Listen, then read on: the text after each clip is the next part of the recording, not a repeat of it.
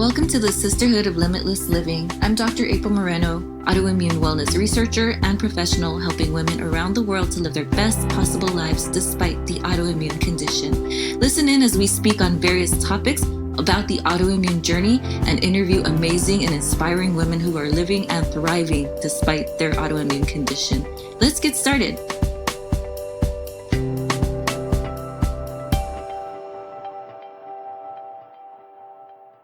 Hello and welcome to another episode of the Sisterhood of Limitless Living podcast. Today we are speaking to Paula Marie Jackson, the founder of Light-Induced Guided Healing Therapy. This is a therapy that Paula developed when she was experiencing multiple sclerosis symptoms. And through this therapy, she was able to experience miraculous healing and relief in her symptoms with the autoimmune journey. So I want to welcome Paula today to our podcast. Welcome. Thank you, April. It's always a pleasure to speak with you, and Yes. glad to help in any way I can. Wonderful. Thank you. Paula is one of my best friends in the autoimmune world. And so I'm really excited to share this therapy with this community. Paula, could you tell us what is light? Light-induced guided healing therapy is something that each individual innately will use when they're daydreaming or when they're thinking about great things.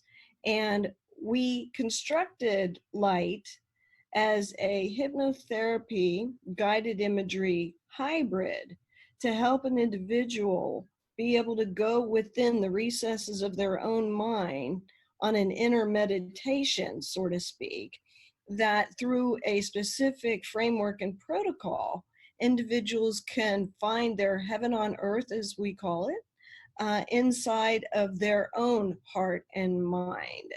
And so it is a very easy, fun, and after learning light, an individual can utilize it 15 minutes and you're in, you're out, and you're feeling like $1 million. Awesome.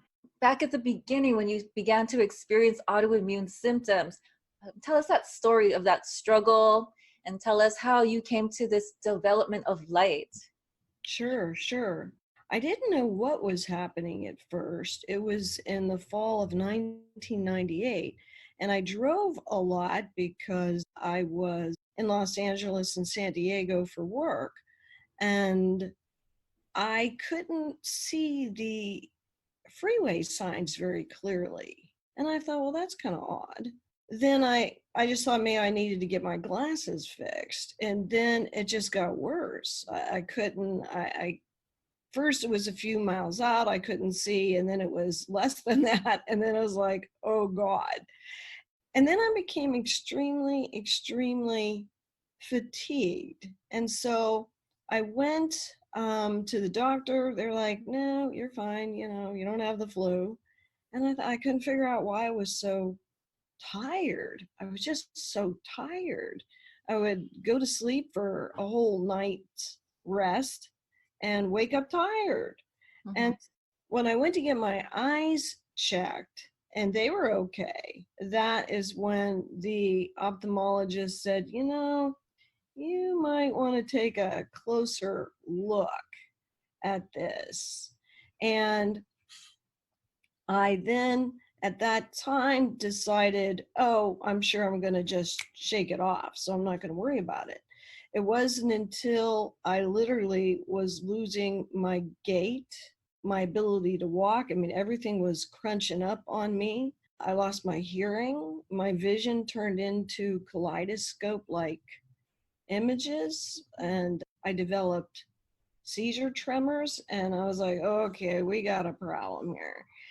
A good friend of mine sent a friend of hers who was a nurse to my house, and so she gave me the first overview, but then I went in, and I was very fortunate. A lot of times individuals can spend years, if not months, of trauma not knowing what the problem is, and I was immediately diagnosed from my MRI. I remember when I got the diagnosis, and all I could think about, and because it felt like a death warrant, because one of the neurologists said, "Oh, this is so bad, you're going to be in a wheelchair in 6 months." And I was like, "What are you saying? You're not going to imagine me snow skiing again? Well, that's not going to happen. I will snow ski again." And I had my mother come out, and she stayed with me, and a very faith-filled person. She always would say, "Paula, just thank God for your healing. You're going to shake this. You're going to shake this." And so I ended up taking her word, and literally months later I was back in Europe doing clinical trials, and I was like, "MS, what's that?" And I decided that mind over matter, which I always knew in sports, etc., as a kid, that this was something that is possible. And it wasn't until my mother, one of her last wishes, literally, was, "You do research for a living, honey. You got to show the world what you did." And I said, "Mom, this is research, and this is border esoteric. You're talking miracles, faith, and I don't know." And she said, "You can do it. You can do it. You can do it." It took quite some time, but because of her faith and because of the utilization of light, that I said I must, and dove into research, although that was not my background. From the standpoint, I did clinical trials for a living. I worked with medical professionals. I didn't do them. I collaborated with them. And it was a whole different world to get into academics. It was a whole different everything. Academics is not like corporate America, which was my background. So there was a lot of learning that I had to streamline. And we have 2 pilot studies that were very successful. And the amount of quality of life increase, we decreased depressed mood by 75%. Okay.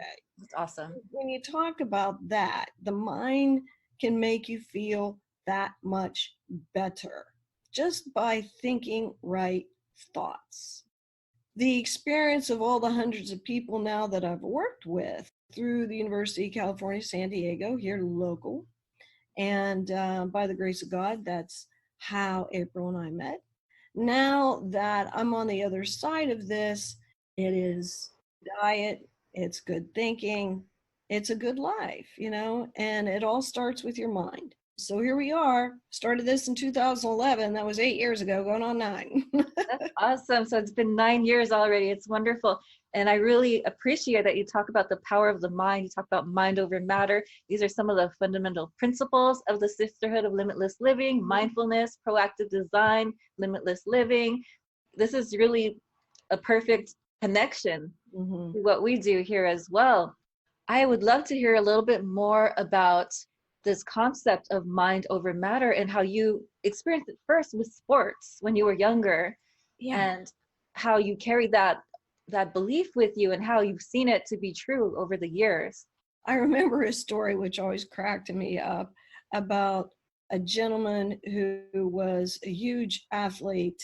They would be getting ready for a meet, and the day before the meet, this guy would never show up. And the coach finally went to his house and said, "Why don't you ever show up?" And he goes, "Because I'm practicing, I'm winning." And the coach is like, "You're laying there in a hammock. What are you talking about?" And he said, "It's all here. It's all up here. I've already won." And he routinely always won. And he was a very, very wonderful athlete. And it wasn't that he was a bad teammate. It was a matter of the way he thought about it. I think my mom would say, as I was getting older, and then after the diagnosis of multiple sclerosis, she would say routinely, "Set the computer of your mind to do and be whatever you want to do and be." That's kind of was the precipice of when light was developed. I was having a struggle with it until I met my now husband, the co-developer of light. And so being a filmmaker and a storyteller, he was aware that the mind, when it is in childlike wonderment, which is play and fun and fantasy, that the mind literally doesn't know the difference between what is real and what is made up. And so, if there is no difference in the mind, then why not treat your mind like a living dream of what you want to accomplish in the world? And so Thomas, he developed the framework that we utilized in research, that we were able to make it transferable to individuals in public classes as well as private clients. That after X amount of sessions with me or a light practitioner, that they literally can, the self-efficaciousness of light, you can utilize it yourself. I think I'm one of the only therapists that I know that say, if you need me after 5 or 10 sessions, I didn't do my job. This is something you need to take with you to your home and to your practice and to your belief system in order to achieve whatever goals you want to achieve. I went through the course of light induced guided healing therapy. I loved it. I love the concept of heaven on earth and focusing in on that and having this feeling of playfulness, this connection to childhood. It was an enjoyable process all the way through. And like you mentioned, it's something that you carry with you. It's not like this very complicated process. It's just something that, some people are working with it in a speedier process. Some people work on it on a more detailed, slower process. And it's just about getting to that point of the light and the healing. And I just really enjoyed this process of working with you. That was well said. And you can utilize it depending upon the time that you have, like before a doctor's meeting, and you just got to sit there because they're not usually on time. No. And so you can actually practice there sitting in the office. Or I've had parents who have told me that they will use it when they're waiting for their children with the car lineup thing to pick their kids up. And so you can get it to that point, but there's often times that I'll spend 40 minutes or 30 minutes or an hour, because it's such a joy to experience your own inner reservoir of absolute bliss. And that's really what light can do, is help you connect with the highest powers, not only within yourself, but also outside of yourself in the world. It's so beautiful. And so tell us a little bit more about the benefits of light and how people have been able to overcome conditions or seek or find relief to their symptoms through light. Well, there's so many fun stories.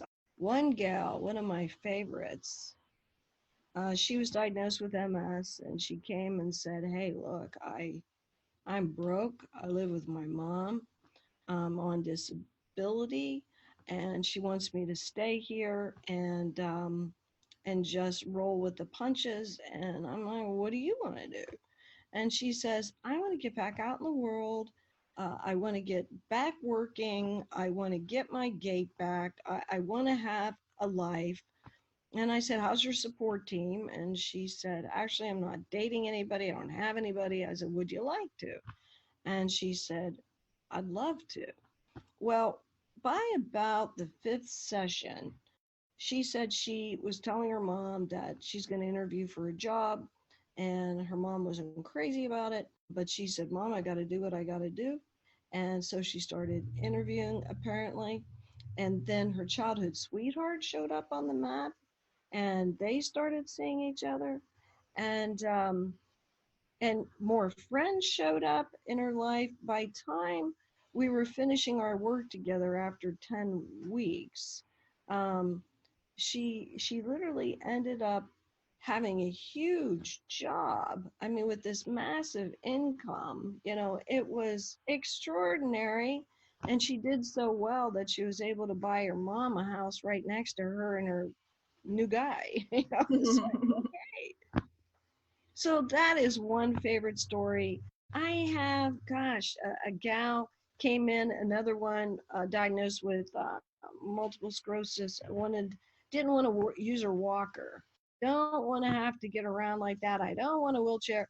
And so we were working on balance and gait. In my therapy office, she got up, went to the bathroom, came back, and then she left her cane and just left. She just left. And I was like, I wonder when she's going to realize that she didn't even need her cane. So it took her about 20 minutes. She parked kind of far away, so she had to walk. By the time she got to the car, she realized, oh my God.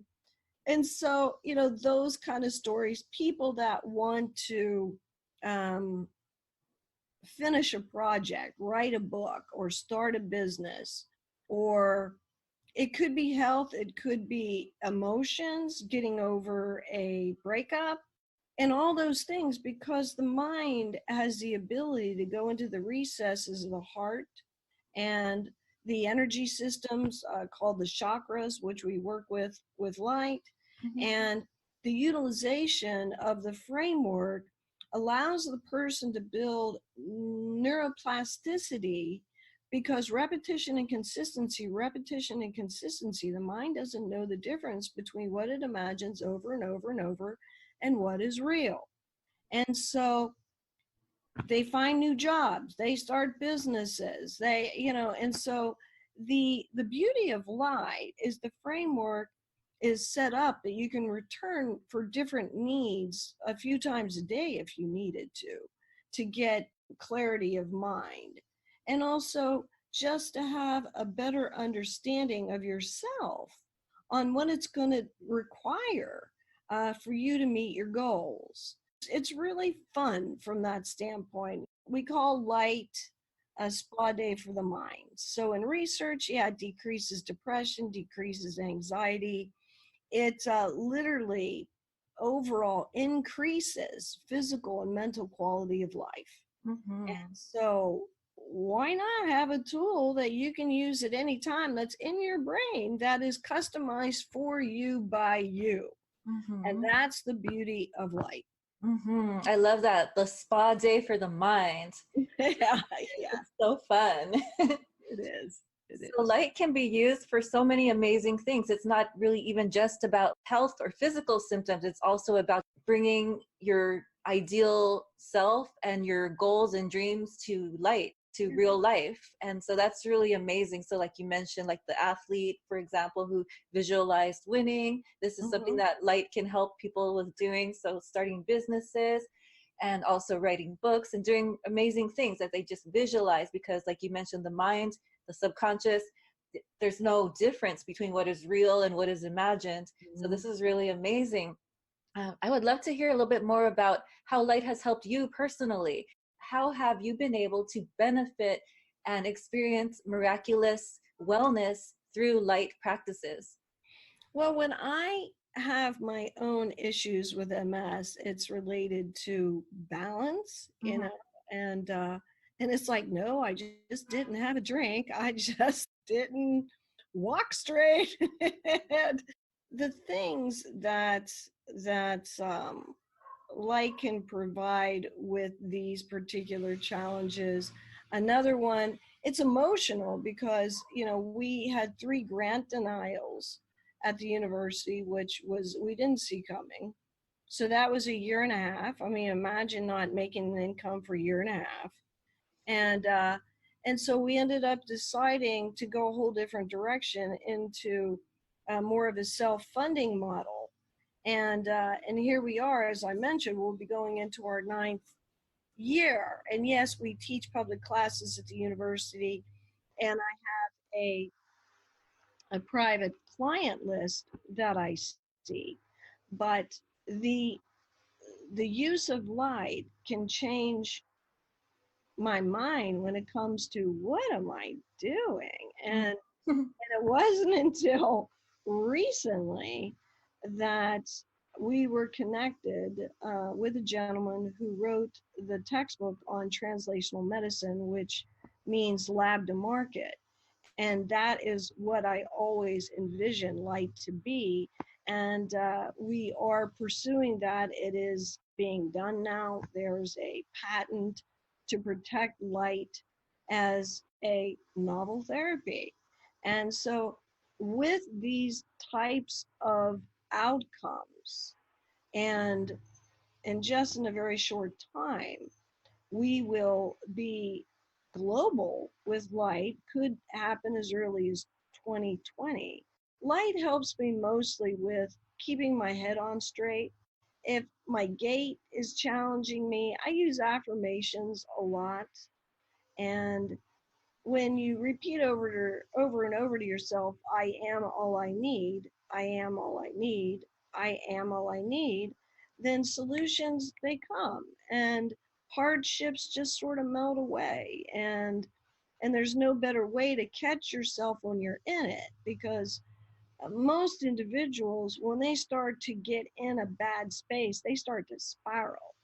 And and this catches it, light catches it, so that you don't go down that dark road. Mm-hmm. And so, with all the challenges of a novel therapy, of being an inventor, of having the very first mind body spirit therapy that has ever cracked the code of science in the United States of America, it's it's a pretty amazing thing for people to learn. And it's so fun once you learn it, and it's such an easy tool that you just don't get blue anymore, or a lot less, I should say. So that's probably been the basis of the use for me since the onset, which was 20 years ago this year.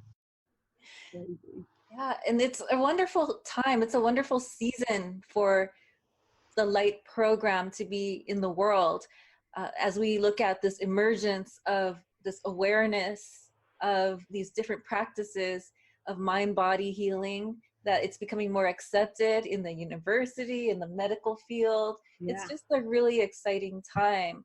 And light is just, it's a really fun and really easy practice that has so many benefits that you can notice immediately. I really enjoy light. And so, Wonderful. yeah, very grateful to have learned it, to have met you, and to just be, witnessing this journey. Yeah, who would have known our timing when we started? Everybody thought we were Looney Tune. You're going to do what? And when we started in 2011, but now, as fate would have it, you've got the Silicon Valley, you've got Harvard, you've got MIT. They all are seeing the benefits of guided imagery and hypnotherapy. Mm-hmm. And so UCSD is the third institution in the United States to have hypnotherapy as an integrative health offering. So our timing, looking back, I would have never thought it would have taken 8 years, Mm-hmm. but we're now perfectly placed. So for that reason, I am grateful. Although, believe me, you have those days. And that's where light, came to assist in every way. Right, definitely. I experienced the same thing over the past couple of years. Grant writing, the university, it's not always easy. And yeah, just have to see it with different perspectives of maybe it happened for me, Right, but I didn't get the grant. right.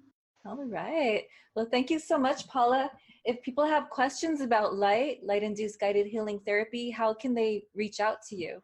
I invite you to call me on my cell, which is local. It's 858-610-0118, or write me a personal email at paulamjackson@gmail.com. Okay. Thank you. Thank you so much for being here on the Limitless Living podcast today. We really appreciate your story, your message, and light. Thank you, April. Thank you for listening to the Sisterhood of Limitless Living podcast. If you like what you heard, come and follow us and subscribe on iTunes or give us a review. Also, you can join us on the Facebook group, The Sisterhood of Limitless Living, or come visit me on my website, aprilmorenophd.com. Take care.